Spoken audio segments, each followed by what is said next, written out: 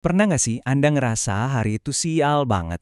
Tapi belakangan baru sadar justru kesialan itu yang nyelamatin Anda. Hari ini kita bakal bahas sebuah cerita perumpamaan yang singkat tapi dalam banget.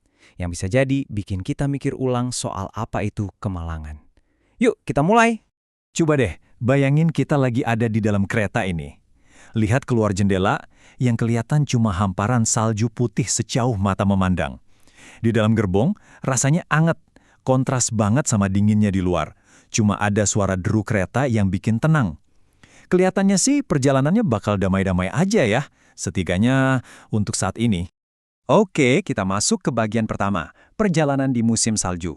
Jadi, cerita kita ini dimulai sama seorang pria yang lagi dalam perjalanan yang kelihatannya tenang-tenang aja.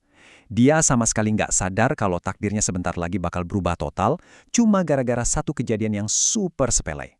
Keretanya berhenti nih, di stasiun kecil gitu. Mungkin bosen ya di dalam. Pria ini akhirnya keluar sebentar, pengen hirup udara dingin aja. Keputusan kecil kan? Kelihatannya sih nggak bakal ada apa-apa. Atau paling nggak, itu yang dia kira. Tiba-tiba, wush, angin dingin niup kencing banget dan topinya terbang. Jatuhnya lumayan jauh lagi di tumpukan salju. Tanpa mikir panjang, ya namanya juga insting kan, dia langsung ngejar. Pokoknya topi itu harus balik. Nah, masuk bagian kedua. Sebuah kesialan kecil.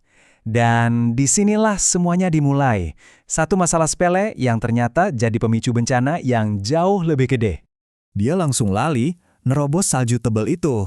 Pasti ngos-ngosan banget ya. Tapi, dapat. Topinya berhasil diambil. Rasanya kayak kemenangan kecil gitu kan?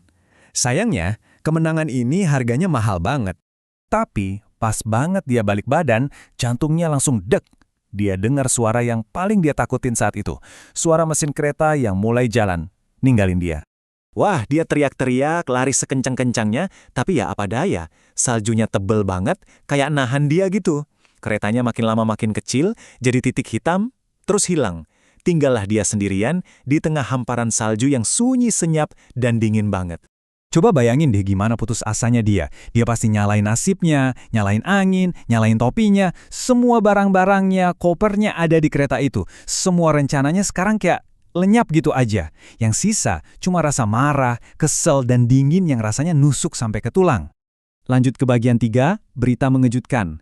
Setelah berjam-jam berjuang nahan dingin dan akhirnya nemu tempat berteduh, pria ini mikir penderitaannya udah selesai. Tapi ternyata belum. Justru berita yang dia dengar besok paginya bakal ngeguncang dunianya dengan cara yang gak pernah dia bayangin sama sekali. Jadi, emangnya berita apa sih yang sebegitu dahsyatnya sampai-sampai bisa mengubah rasa sial jadi sebuah keajaiban? Jawabannya simple, tapi bikin merinding. Kereta api yang tadi dia kejar, kereta yang dia sesali karena ninggalin dia, ternyata ditemukan anjlok masuk ke dasar jurang. Dan jumlah penumpang yang selamat, 0. Gak ada. Semua orang di dalam kereta itu meninggal. Semua, kecuali satu orang. Pria yang ngira hari itu adalah hari tersial dalam hidupnya. Sekarang kita sampai di bagian terakhir, hikmah di balik petaka. Jadi apa sih pelajaran yang bisa kita ambil dari kisah yang luar biasa ini? Kisah ini ngenalin kita sama konsep hikmah. Ini tuh bukan sekedar tahu doang ya. Ini pemahaman mendalam yang kita dapat setelah ngalamin sesuatu. Coba pikir, pria itu nggak akan pernah ngerti arti keselamatannya kalau dia nggak ngerasain dulu frustrasinya kehilangan topi dan ketinggalan kereta. Kita semua kan pasti pernah ya ngadepin masalah. Kadang emang salah kita, kadang ya terjadi gitu aja. Tapi, cerita ini ngajarin kita satu kemungkinan lain. Pernah kepikiran nggak, gimana kalau masalah yang lagi kita hadapin sekarang ini sebenarnya adalah sebuah perlindungan terselubung dari bencana yang jauh lebih besar? Nah, ini intinya. Jadi pas lagi ngerasa dunia nggak adil, pas semua rencana berantakan, coba deh sebelum ngeluh, berhenti dulu sebentar. Tarik nafas, terus tanya berdiri sendiri, gimana ya kalau semua ini terjadi karena sebuah alasan yang aku belum ngerti sekarang? Pada akhirnya, cuma gara-gara topi yang hilang, nyawanya selamat. Ketinggalan kereta justru jadi tiket kehidupan buat dia. Ini pengingat yang kuat banget kan, bahwa apa yang kita sebut celaka hari ini bisa jadi adalah harta karun yang kita syukuri nanti. Sekarang, coba deh kita renungin bareng-bareng. Kemalangan apa dalam hidup kita yang ternyata nyimpen harta karun tersembunyi?